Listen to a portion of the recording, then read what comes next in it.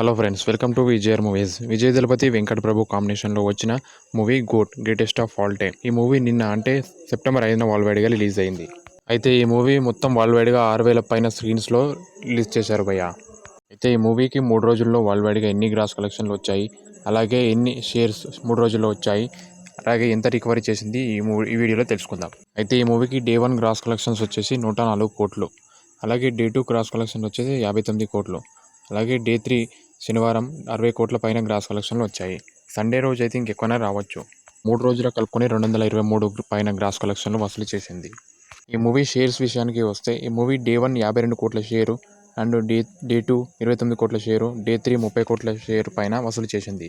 అంటే టోటల్గా మొత్తం 111 కోట్ల షేర్ను వసూలు చేసింది 3 రోజుల్లో. అయితే ఈ మూవీకి 3 రోజుల్లో కలిపి మొత్తం 65% రికవరీ బాగా వచ్చింది భయ్య. ఈ మూవీ రికవరీ అయితే చాలా బాగుంది.